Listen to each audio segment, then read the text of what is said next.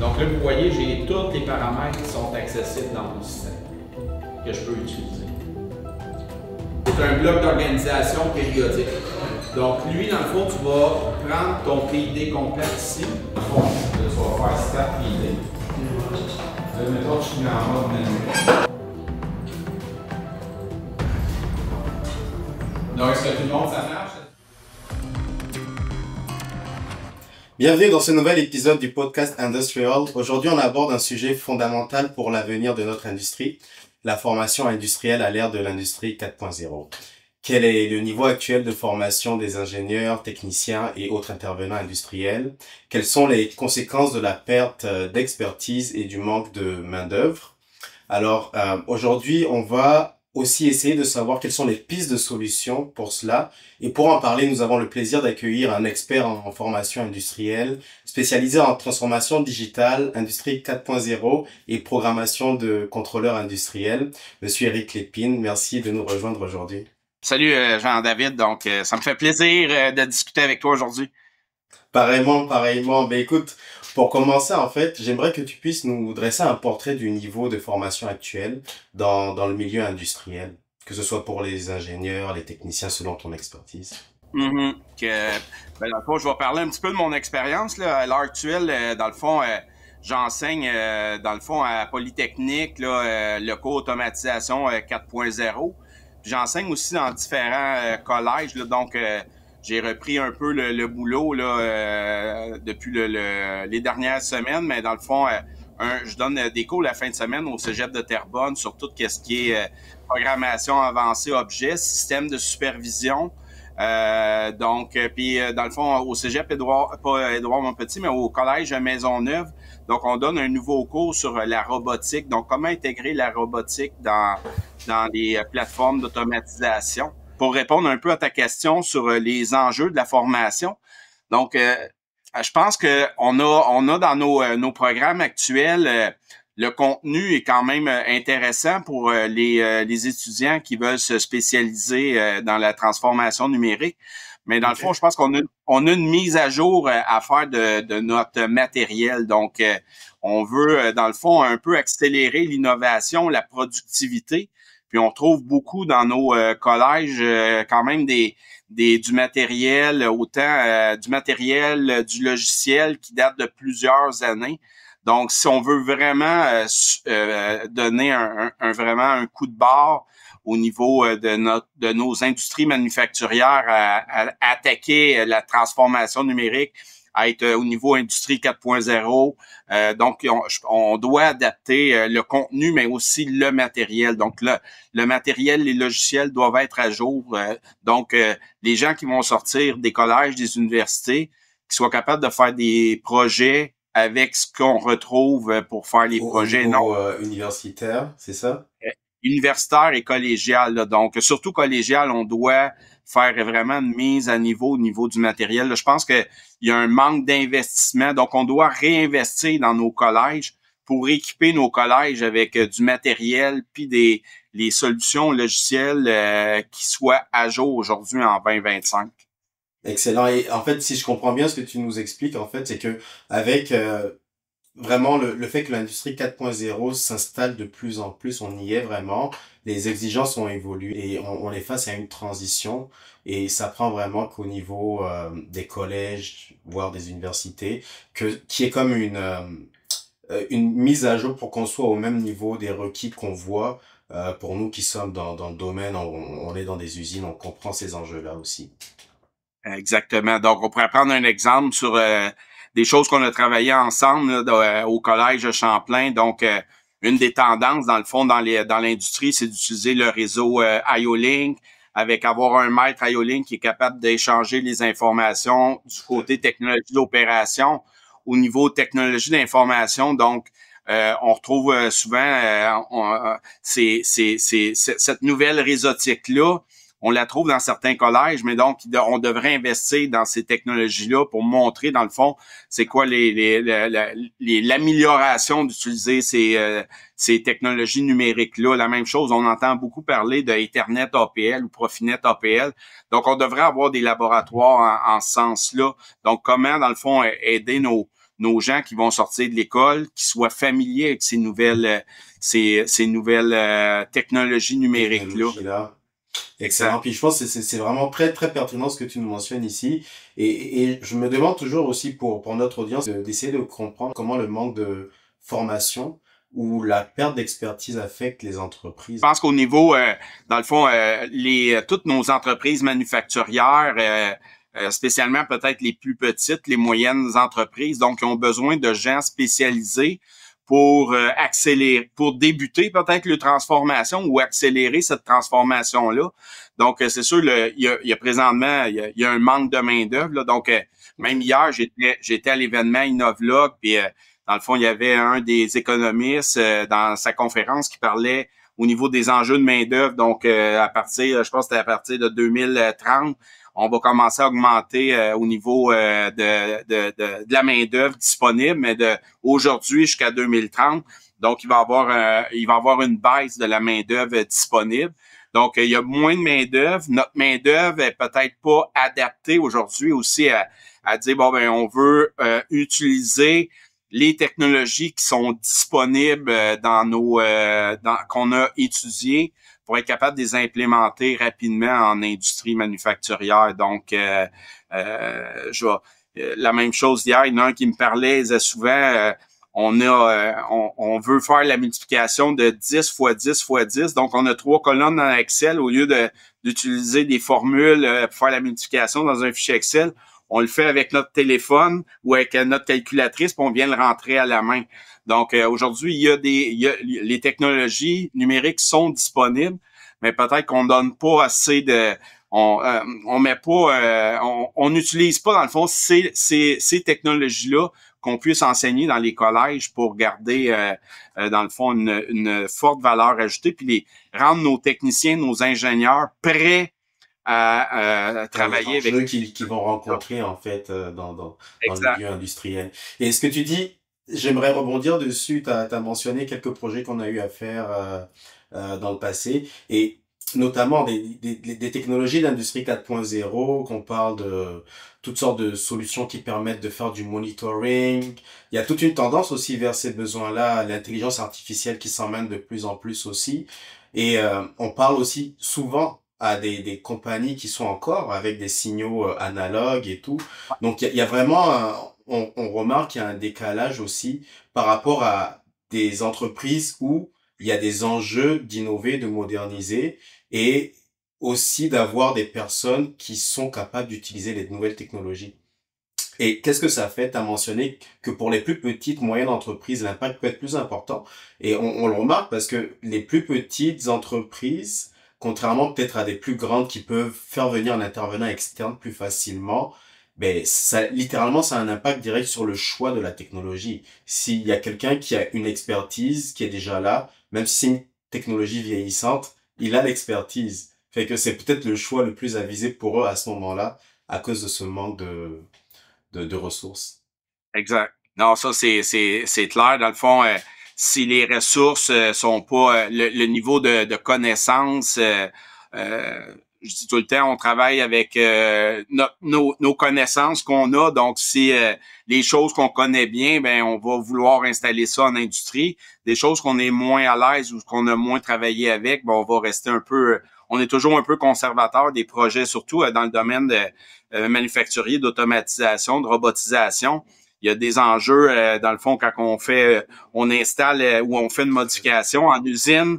Il y a beaucoup de pression à redémarrer l'usine puis de réduire les temps d'arrêt, d'arriver dans la planification du temps, des coûts. Donc, c'est sûr qu'on va y aller avec de quoi qu'on connaît bien, qu'on maîtrise bien dans des projets. Donc, c'est un défi qu'on a. Je dirais même, je rajouterais là-dessus hier encore à l'événement Innovlog. Il y a eu la dernière conférence. C'était quelqu'un dans le fond qui utilise les données des flottes de camions. Il parlait d'un très gros transporteur qu'on a ici au Québec qui font la collection d'environ 2,5 millions de données. Wow. Là, il montrait dans le fond, puis ça c'est par jour. Puis là, il montrait dans le fond avec ces données-là l'utilisation de l'intelligence artificielle, comment l'intelligence artificielle va permettre d'optimiser les routes, d'aider les camionneurs à vraiment, exemple, où est-ce qu'il faut que j'aille faire un arrêt pour rajouter de l'essence ou du diesel. Donc, qu'est-ce qu'on pourrait faire avec l'intelligence artificielle? Que là, on voyait vraiment que, dans le fond, on a notre écran au niveau de l'intelligence artificielle, on pose des questions au moteur de recherche, puis là, il va chercher l'info, puis il ramène ça directement au camionneur. Donc, aujourd'hui, je pense que aussi, on voit que les gros manufacturiers donc commencent à utiliser l'intelligence artificielle pour faire de l'automatisation, faire de l'intégration au niveau de la robotique aussi. Donc, un coup qu'on a les données, dans le fond, que les données, on a une base de fond avec les données. Donc, les données sont contextualisées, sont de bonne qualité. Comment l'intelligence artificielle peut nous aider pour optimiser, dans le fond, nos opérations, aider à la maintenance, aider à la chaîne d'approvisionnement. Donc ça, c'est un autre défi, je pense aussi.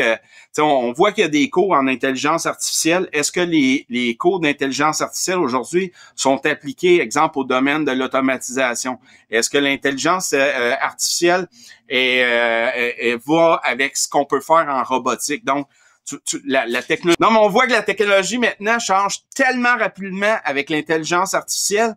Donc là, on n'a pas le choix. Dans le fond, il faut investir dans la formation au niveau collégial, universitaire, pour qu'on soit capable, dans le fond, d'utiliser cette intelligence artificielle-là dans nos différents domaines, comme nous, qu'on travaille dans le domaine manufacturier, au niveau automatisation, intégration des systèmes dans la robotisation. Dans le fond, pour être capable d'accélérer, dans le fond, les projets de transformation numérique ou transformation écologique au niveau de l'efficacité énergétique, d'avoir au niveau durabilité, là. Tout à fait. Mais Eric, ce que tu dis, en fait, on pourrait même aussi se poser la question parce que on réalise que t'as parlé d'aller chercher des données de bonne qualité. Puis on réalise en tant que tel que, ok, on parle d'intelligence artificielle en dessous, c'est des algorithmes, là. Il y a des mathématiques en arrière. Faut nourrir le système et faut bien le nourrir avec la bonne information pour qu'il prenne les bonnes décisions. Et l'idée, c'est ça, c'est qu'il y a tellement de différentes solutions qu'on voit sur le marché parfois, et ça prend aussi de pouvoir guider et diriger justement des personnes qui sont dans nos industries vers les bonnes formations, les bonnes ressources pour qu'ils soient outillés pour les besoins du marché local. Parce que parfois, on peut regarder à la panoplie d'options et on sait plus laquelle choisir tellement il y a des options. Quand on va dans des salons industriels, il n'y a pas une allée où il n'y a pas une solution de monitoring, en fait. On est dans cette réalité-là et je pense que c'est assez important de se mettre déjà du niveau collégial, universitaire, où on va passer de toute façon pour des ressources qui viennent sur le marché. Et à ce niveau-là, c'est de partir du bon pied avec la bonne formation, les bons outils qui permettent aussi de s'adapter aux différents enjeux qui vont être vus après. Ouais, effectivement. On voit... Ouais. Moi, j'ai vu depuis 2011 environ où ce que je commençais à être beaucoup plus impliqué dans tout ce qu'on appelait l'industrie 4.0 et ainsi de suite. Donc, même avant 2011, quand on travaillait en automatisation ou en robotique, donc le métier, dans le fond, que ce soit de programmeur, d'intégrateur, donc a beaucoup changé là depuis 2011. Aujourd'hui, dans le fond, quand que tu fais de l'intégration, il faut que tu aies des notions maintenant, beaucoup de réseautique. Donc, aujourd'hui, on fait des projets. On raccorde plus des entrées-sorties sur des cartes d'entrée-sortie. Aujourd'hui, on va utiliser soit le réseau IO-Link, on va utiliser les Profinet APL. Ben tout ça, c'est de la réseautique. Donc, il faut vraiment aujourd'hui comprendre comment fonctionne la réseau pour bien assimiler toutes ces choses-là. Donc, la partie réseau. Donc, on a des programmes comme le cours qui est monté à Polytechnique d'automatisation 4.0. Mm-hmm. C'est un peu ça, le cours, là, c'est de travailler avec du IO-Link, du MQTT, du LoRaWAN, du OPC UA, donc toutes ces nouvelles technologies-là. Technologies. Mais j'allais te Ben, demander justement, vu qu'il y a des pistes de solutions, quel rôle jouent les centres de formation, les collèges et les universités pour répondre à ces enjeux des entreprises et aussi quel genre d'initiatives peut-être des gouvernements peuvent aussi considérer pour supporter l'industrie? souvent, au réseau collégial et universitaire, on a beaucoup de professeurs comme moi qui travaillent dans l'industrie à temps plein puis qui viennent enseigner. Donc, on a déjà une bonne vision de qu'est-ce qui se fait aujourd'hui puis peut-être où est-ce que ça s'en va. Donc, qui fait qu'on peut accélérer les programmes. Je dirais la meilleure exemple de ça, c'est probablement le collège Maisonneuve. Donc, on avait eu des discussions puis j'avais dit, je pense qu'une des tendances un peu qui s'en vient, c'est la partie programmation orientée objet. Tu sais, aujourd'hui, tous les manufacturiers développent des librairies, des bibliothèques. On peut utiliser des bibliothèques pour accélérer, dans le fond, l'intégration de notre système. Puis après ça, on a dit, la robotique, aujourd'hui, on parle beaucoup de robots. On a différents robots, des robots industriels, collaboratifs, mobiles. Donc, comment intégrer, dans le fond, ces parties-là des robots en utilisant, dans le fond, la force des plateformes d'automatisation aujourd'hui qui sont très, très puissantes. Donc, aujourd'hui, aussi, on utilise beaucoup la vision, là, tu sais, au collège Champlain, on avait mis des caméras 3D pour simuler la qualité, la traçabilité des produits, et ainsi de suite. Puis le dernier, dans le fond, c'est tout ramener l'Internet des objets industriels. Donc, c'est un peu ça, la partie réseautique. Donc, aujourd'hui, dans le fond, on veut installer que ce soit des variateurs de vitesse qui existent depuis fort longtemps, mais aujourd'hui, on veut plus utiliser un variateur de vitesse pour le connecter avec des I/O. On veut utiliser, dans le fond, la communication pour contrôler le variateur de vitesse, contrôler peut-être sa sécurité, son énergie, donc toute cette partie-là. Donc, les cours ont été montés. Là, on est en train de démarrer les cours, mais je pense qu'il y a une révision à faire peut-être de nos programmes entre les institutions d'enseignement, avec les manufacturiers, avec des gens qui travaillent dans le milieu industriel pour vraiment adapter. Puis moi, je pense aussi, il y a une qui serait probablement une bonne piste de solution, c'est est-ce qu'il y a des entreprises qui voudraient se regrouper ensemble pour peut-être définir leurs besoins de formation, puis là, travailler avec les centres collégiales ou les universités pour vraiment développer des programmes pour être capable sur mesure pour les besoins.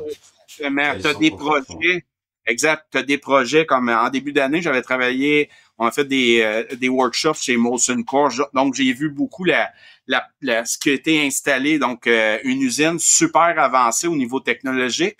Donc, est-ce que, dans le fond, les gens qui travaillent à l'intérieur de cette usine-là ont toutes ces capacités-là? Donc, moi, j'avais un bon exemple parce que j'avais un des étudiants qui a suivi mon cours d'automatisation 4.0 puis il me disait, hey, je suis content d'apprendre maintenant IO-Link. On a juste de ça du IO-Link à l'usine. C'est pertinent parce que t'as du monde qui sont d'entreprises, justement, et c'est un bon miroir des défis et des raisons pour lesquelles ils prennent ces cours-là parce que ils sont dans des usines, ils ont des enjeux à tous les jours.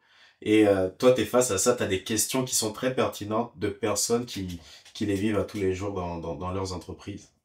Non, effectivement. C'est super intéressant. J'allais te demander peut-être, est-ce qu'il y a peut-être un succès en particulier lié à de la formation que tu pourrais nous partager? Dans le fond, je pense que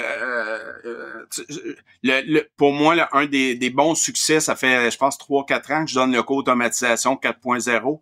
Mais le feedback des étudiants est toujours très intéressant. Donc, le cours est vraiment adapté aussi là sur. Dans le fond, quand j'ai bâti le cours, je travaillais sur un projet à Timmins.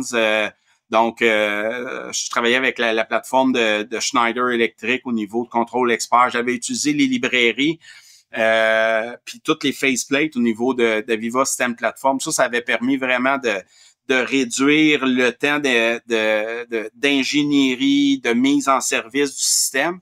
Donc, c'est un peu ça que j'ai emmené aussi dans le cours, avec aussi l'utilisation de OPC, UA, tout ça, que dans le fond, il y a beaucoup d'étudiants qui suivaient le cours. Puis là, il est en train de travailler sur des améliorations, des projets. Là, ils disaient, OK, là, je comprends très, très bien, exemple, comment fonctionne IO-Link. Donc, on va se standardiser avec le réseau IO-Link où on a des solutions. Le réseau Wireless ARC pour notre besoin, je pense que ça va ça va répondre à notre besoin, ça va accélérer les projets. Donc, à chaque année que j'ai donné ce cours-là, j'ai toujours un feedback super intéressant.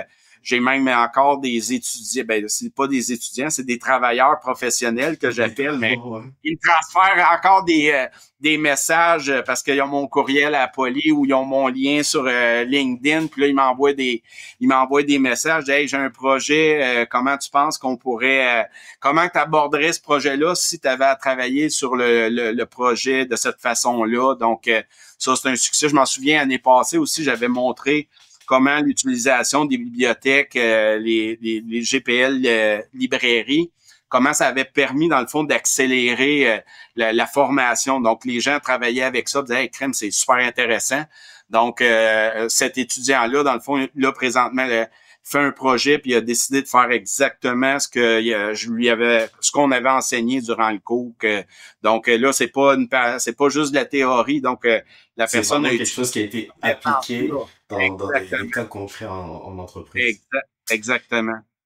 C'est vraiment excellent. Puis écoute, Eric, merci vraiment beaucoup pour ces informations très très passionnantes et d'intérêt pour toutes les entreprises, pour tous les collèges et les universités. Et je pense qu'on peut vraiment dire que la formation continue, notamment, c'est un levier stratégique, en fait, pour tous les besoins d'Industrie 4.0. Et faut vraiment que on puisse se rendre compte qu'il y a des actions à prendre pour être en phase avec les défis qu'on a au niveau des usines. Et c'est excellent. Je pense que ça termine notre podcast sur les enjeux de la formation. Si cet épisode vous a inspiré ou donné des pistes concrètes, n'hésitez pas à le partager autour de vous. Et on se retrouve très bientôt pour un nouvel épisode. Merci, Jean-David. Merci.